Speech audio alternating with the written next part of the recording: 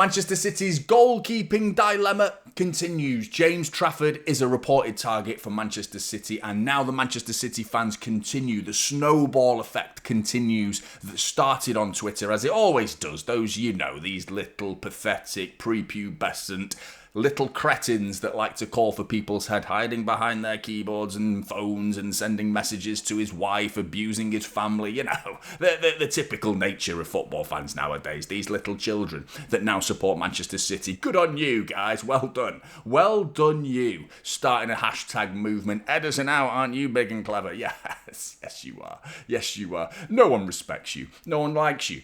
But anyway, you support the club, which is an absolute shame. But anyway, Ederson, James Trafford. What are we going to do? Fabrizio Romano's tweet suggesting that Manchester City are targeting James Trafford if one of the two goalkeepers could leave Manchester City. Now, I have a solution that I think is a bit more sensible than the idea of just axing our number one goalkeeper and bringing in a 22, 23-year-old he'll be during next season, bringing in an incredibly inexperienced goalkeeper. I think there's so much promise there, but Data MB underneath that posted something that I thought was very, very interesting. Let's have a look at their comparison using their graph once again, which showcases a very different style in goalkeeper. Now, you've got to factor in the fact that these two sides are very different. Burnley and Manchester City. That is Burnley in the Championship, don't forget, and Ederson, Champions League, Premier League. James Trafford is good with the ball at his feet, very much in the short-based game. In terms of long percentage, not as good as Ederson. PS, XG minus GA, that is how you measure a goalkeeping shot-stopping ability. Now, for those wondering what PS, XG minus GA, that's goals allowed, it basically evaluates the shot quality. Is that ball flying into the top corner, or is it going right down the goalkeeper's throat? Much easier to save. That evaluates that, and then it minuses the goals that actually went in against them. If you end up with a positive number, it evaluates how good you actually are at saving shots. Because save percentages do not do that. Because if 100% of the shots are right at you, then you're better off getting close to 100% because you should be saving shots that are fired right at you. Save percentage is not something you should even be bothered looking at, in all honesty. It doesn't evaluate a goalkeeper accurately. So, I thought, I want to evaluate it myself. This is last season, don't forget. Save percentages, Ederson 69% compared to James Trafford. If that stat means something to you, 84.5%. Clean sheets, that depends on the team that you're in. In all honesty, Manchester City versus Burnley. Burnley were having a good season, dominating the Championship very well last season. Penalties. Ederson, doesn't make very many penalty saves, does he? I can't remember the last time I ever saw Ederson actually save a penalty. James Trafford last season faced 2 and saved 2. Very impressive from James Trafford. Absolutely sensational numbers there from James Trafford. Advanced goalkeeping. This is where you really get to see the difference between the two goalkeepers. Again, focusing on last season. Let's go to the important one. PS XG minus GA. James Trafford, last season, absolutely sensational numbers there. Ederson, by the way, that is really good. For those that say that Ederson can't save it, I've already done a video comparing Ederson to Ortega, Chevalier, and Diego Costa and Trubin as well. If you haven't seen that video, go and check that out. But Ederson's numbers, his shot-stopping numbers, are actually very good. They're very good. They're totally underappreciated because this is the stat that matters. The quality of the shots that you face. How open is the opposition? Is the opposition one-on-one?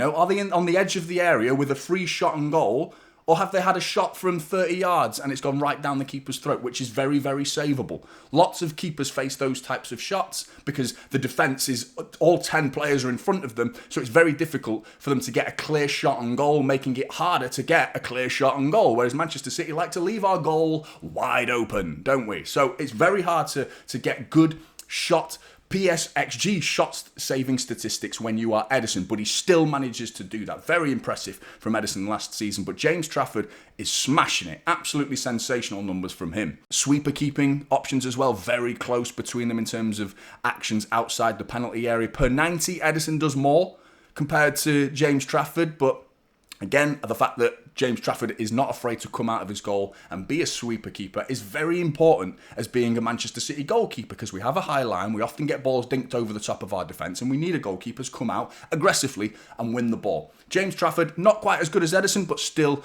doing it. Now, I thought, well, I know you all thought it, I should have done by now. If you haven't, then I wonder why you're even bothering watching this video because I think this is a Championship goalkeeper versus a Premier League goalkeeper. Now, on the face of it, shots are shots, are they not? Goalkeeping is goalkeeping. Well, not when you're against Mo Salah and Erling Haaland and Alexander Isak. Those are Premier League strikers, mate. These guys find the corners of the net. Championship strikers, they tend to not be quite as in the corner. A little bit easier to save. Strikers that are not as prolific, not as accurate with their shooting, compared to the likes of Mo Salah and Isak, these guys are going to be pinging it right into the corner as physically possible.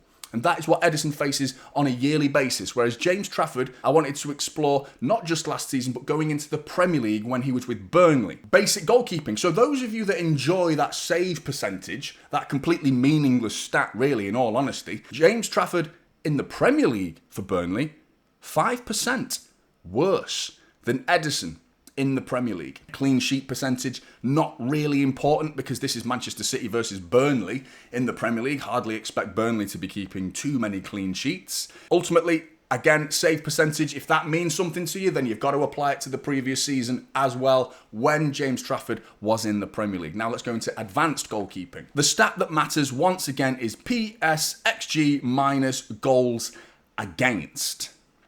Concerning, because all of a sudden, James Trafford, just 1 year earlier in the Premier League against elite strikers, his stats have plummeted. Ederson's are nowhere near as good. We won the league that year. Don't forget, last season, the season before that, he had a +5. He was saving more shots last season when everyone was calling him a shit shot stopper than he was the season before when no one was saying anything bad about him or the audience wasn't quite as big. The numbers have improved this season compared to last. Whereas James Trafford in the Premier League is notably worse in the Premier League, which for me is a massive concern. Premier League crosses, you're facing Ederson's got a higher percentage of catching the crosses or at least stopping the crosses, whether it be a punch or a catch. James Trafford, worse than Ederson. Actions outside the penalty area per 90 minutes. Again, sweeper keeper, very close. And again, an area that I'm pleased James Trafford is prepared to showcase a bravery to come out of his goal. And I think that's super important to being a goalkeeper. But ultimately, this is Premier League minutes we're talking about. This is why there's a difference between the two divisions. And people are not factoring in.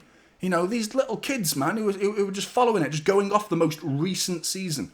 You know, where were you going off if you're going to be so forgiving for James Trafford's Premier League season, I would love that logic to be applied to Phil Foden as well. That is a level of hypocrisy that these guys are just not understanding. The people calling for Phil Foden's head are the same people that are saying James Trafford should be our number one goalkeeper, but forget the fact that he struggled in the Premier League the year before.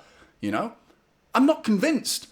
I'm not convinced in the slightest that this guy should just be usurping Ederson. I don't think he should be at all. I think he should be signed by Manchester City, and I think City should be selling Ortega. Make Ederson our number one goalkeeper for next season. James Trafford coming in as our number two. Bed him in slowly. He is a young 23-year-old goalkeeper that is well on his way to becoming the number one goalkeeper for England and Manchester City. I believe in him. I think those stats, if he can transfer that quality from the Championship to the Premier League and get a better shot-stopping ability in the Premier League, yeah, this guy's going to be killing it, mate. Absolutely killing it. Long distribution is an area that he'll need to work on because Ederson was the best in the world at long distribution with the number of assists that he gets. I don't think there's a keeper out there that exists that can do what Ederson can do in that regard. So I think it would be harsh to expect Trafford to be able to deliver those long diagonal balls to send Aguero and to send Erling Haaland away one-on-one. You know, McAtee, he did it for. Ilkay Gundogan against Spurs a few seasons ago. You know what I mean? Ederson's unbelievable at that. Expecting Trafford to do that? I don't think so. But still, I think there's a promising goalkeeper there, and I'm all for City to sign James Trafford. We're going to have to go in for the buyback clause, which is reportedly 40 million. Having sold him to Burnley for 19 million, we're going to have to buy him back for 40 million. But if we can knock off a big chunk of that 40 million, including Ortega, for what, 8 to 10 million, maybe get that down to 30 million, plus Ortega going the way, either 40 million and we sell Ortega and keep the deal separate, but they still balance out at roughly around 30 million. I'm all for this deal as James Trafford as our number two and use him sporadically. Take Ederson out of a game or two, even if he picks up an injury, or if Ederson does go into a moment of decline where he stops performing to a standard that we expect of him, or Pep, most importantly, expects of him. You bring him out of the firing line and you put James Trafford in there and see what he can do.